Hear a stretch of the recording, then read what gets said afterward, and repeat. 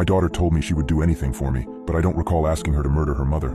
I never wanted to be a father. When I was younger, I was a stupid kid with big dreams. I got my friends Anna, Kevin, and Dylan together, and from sundown until curfew, we'd be out in the woods shooting our own homemade horror flick. We had no idea what we were doing, but I loved it.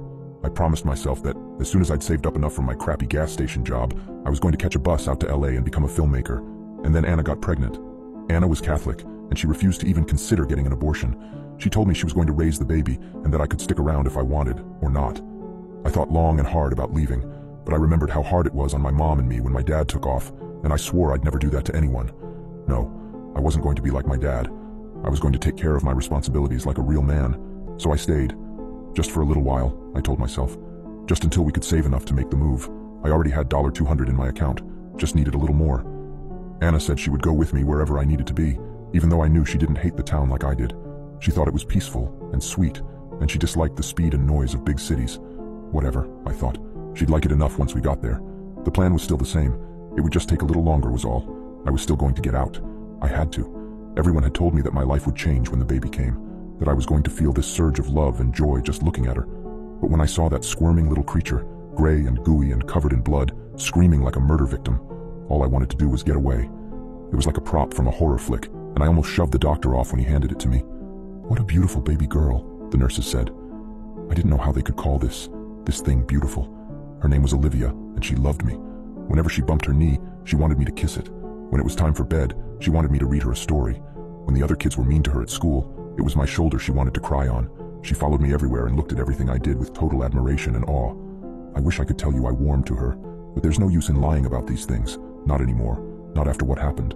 Anna tried so hard to win our daughter's love, but no matter how many times she cooked Olivia's favorite meal or bought her expensive toys from the store, Olivia only wanted to spend time with Daddy. Daddy, Daddy, Daddy all damn day long. Anna resented me. She picked fights about how I was monopolizing our daughter's affection. I tried to tell her that it wasn't my fault, that I wished they could spend more time together and leave me alone for even half a minute. I yelled at my wife, not caring that my daughter was listening from her room. I kept waiting for all that love and joy I was supposed to feel, but I only felt constant irritation and disgust in the presence of this grubby, filthy, loud, selfish little creature.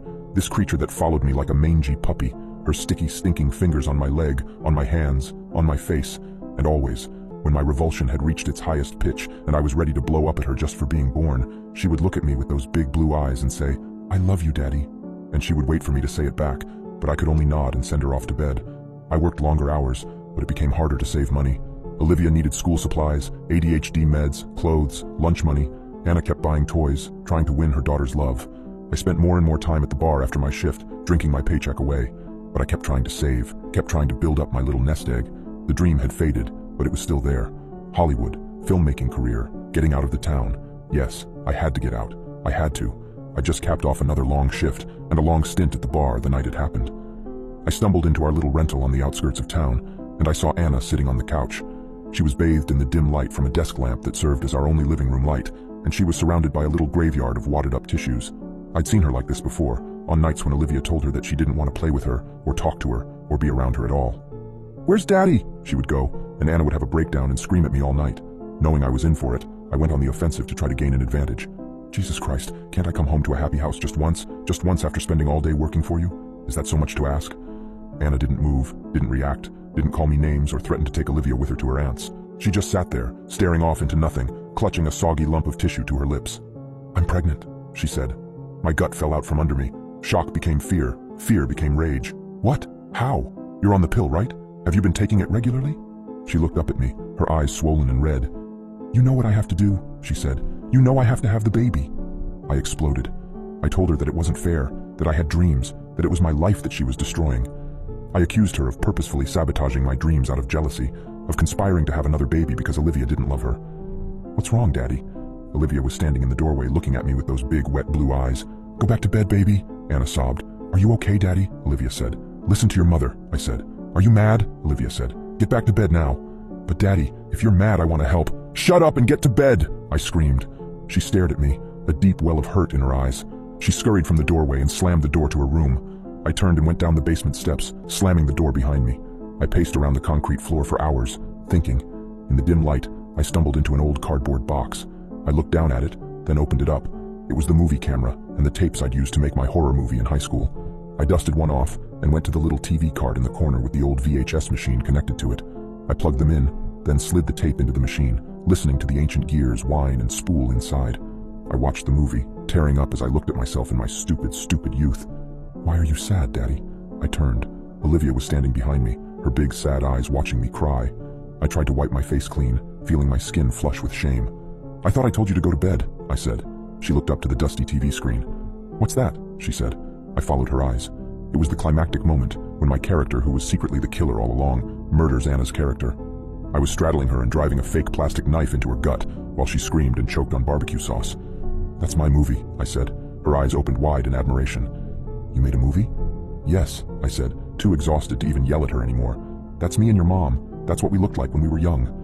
16-year-old Anna screamed while we watched, her screams conspicuously changing pitch every time the shot switched to a different angle. "You make movies?" Olivia said. "I used to," I said. "I haven't made any in a long time." "Why not?" "Because I'm a daddy now," I said. I looked at her, trying to convey all the bitterness and despair I felt. "Because being a daddy takes up all my money, time, and energy. You need money, time, and energy to make movies, and I don't have much after taking care of you guys. And pretty soon you're going to get a new little brother or sister, and whatever money, time, and energy I have left will be gone for good, and there will be none left to make movies." Olivia broke my train of thought. "I love you." She put her grubby hand on my shoulder. "I know," I said, shrugging it off. "Do you love me?" I looked up at where she stood, this sad, vulnerable child desperate for her father's love. I opened my mouth to say yes. Of course I loved her. She was my whole world. Blah, blah, blah. Whatever it is parents are supposed to say in this situation. But I just looked at her, and she knew. "Go to bed, Olivia," I said. Tears streamed down her face, and she turned to go. I listened to her climb the stairs, and I heard her tiny footsteps make their way to her room. I left the movie playing on the TV, went upstairs, grabbed my keys, and left. I drove for hours, taking back roads all along the countryside, long, straight roads. At first I was wallowing in self-pity. Everyone is against me, I thought. But then I thought about my own father. He left us to tour with his stupid band and ended up oding in a hotel in Tucson. I thought about how sad it was, how selfish that he had abandoned his real responsibilities to chase some stupid childish dream, how he had been punished for it in the end. I drove and thought, and I realized I was doing the same thing, and I had to stop. I parked in my driveway just as the dawn was breaking in the east, and I sat there. I knew that if I went back into that house, it would mean the end of my fantasy of leaving town and becoming a filmmaker, and the acceptance of my reality as a father and a husband. I knew that if I went back in there, I would have to rededicate myself to being the best man I could be for my family.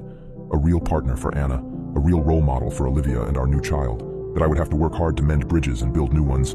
I got out of my car and entered the house. I had a strange feeling of relief, not being burdened by that old dream anymore, not having to worry about making a life that wasn't realistic. For the first time in years, I didn't feel like a failure. I entered the house with a new sense of purpose, of gratitude, of peace.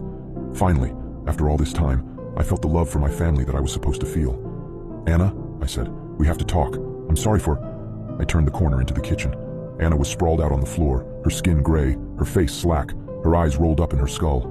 She was laying in a dark pool of spattered blood, a huge crimson stain oozing slowly across the linoleum, glinting in the bright morning light. Olivia sat straddled across her chest, a kitchen knife held in her tiny hands, her shaking arms driving the blade again and again into Anna's lifeless gut. Olivia, who wanted to help her daddy. Olivia, who wanted her daddy to have all the money, time, and energy in the world. Olivia, who would do anything to make her daddy's dreams come true. Olivia stared up at me in the soft golden light. "Do you love me now, Daddy?" she said, as cold blood streaked down her cheeks like tears. "Do you love me now?"